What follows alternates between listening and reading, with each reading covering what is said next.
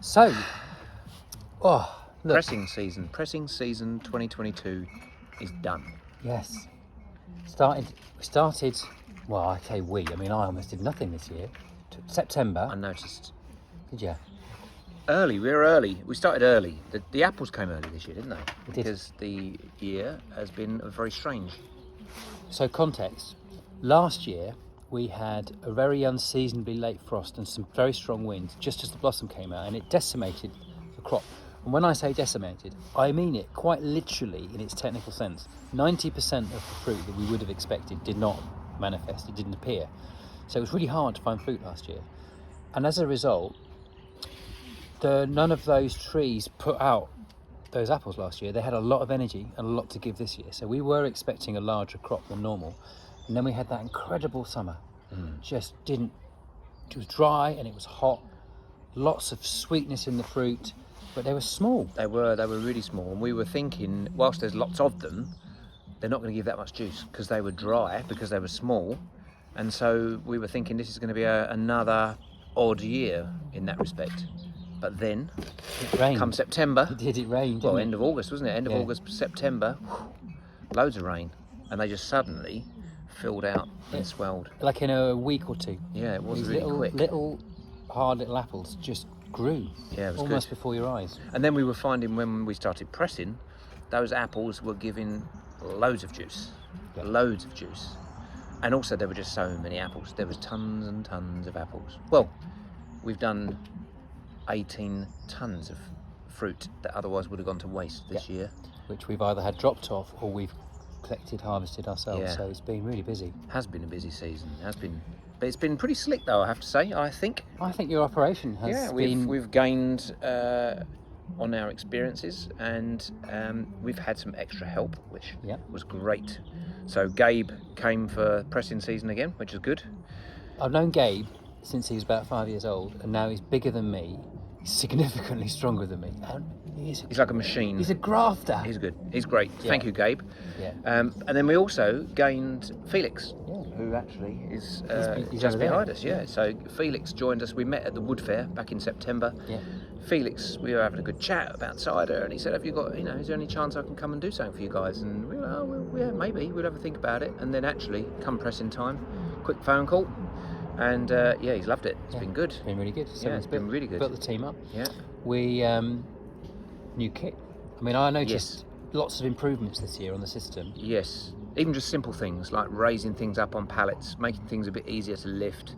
Just little tweaks that were sort of making things just that little bit easier.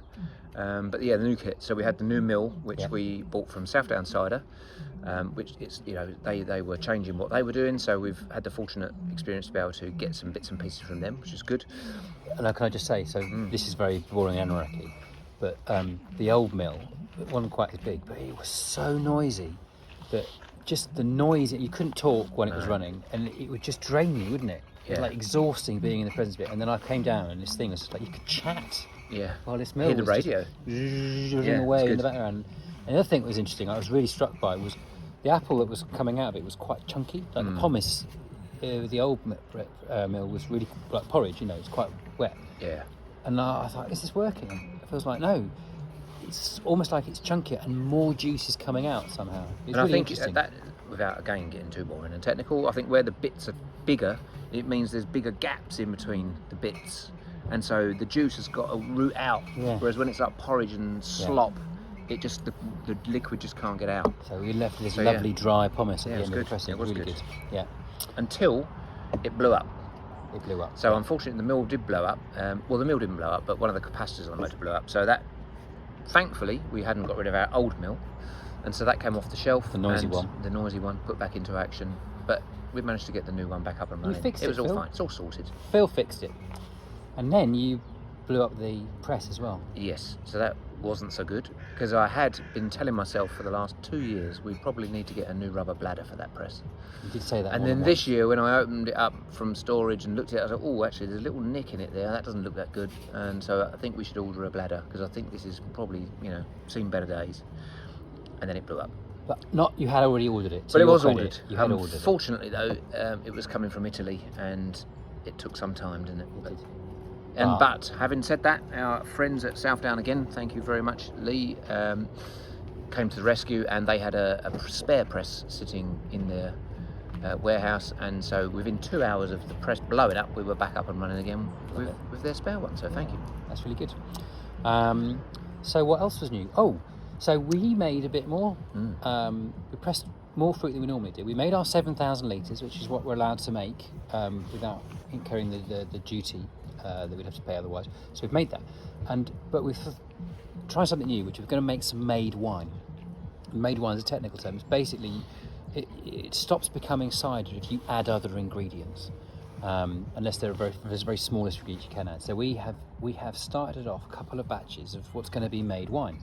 So we're going to see how it progresses, and we're going to then start experimenting with some potentially new products next year, which will be in this made wine category. Yeah, so effectively flavoured ciders. Yeah, which we've not done before. No.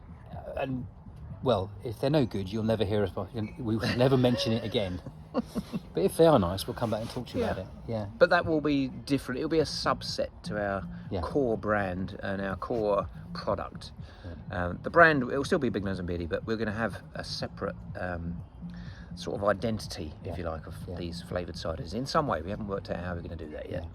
But that's And there's also the Collegiate Pippins, which have come to a point of maturation as well. So they've been sitting there for a couple of years now, haven't they? Yeah. So we've now got the bottles to do an experiment again and have a bit of a play with some fine cider. I remember we said we'd do that this year, but we're not. We haven't done it do yet. it next year. It's going to be next year It's now. gonna be next year. So anyway, we're getting closer. But now that you can see, it's a mid-afternoon. Look, the shadows are getting long. The sun is low in the sky, and we're at the end now. We're tidying up. We've still got a few bits to tidy away. We're putting the kit away, cleaning it all down, getting organised really. Yeah, just getting to Christmas now. Yeah. So it's a good season, a good press. Good season. Well done. Good stuff. Yeah.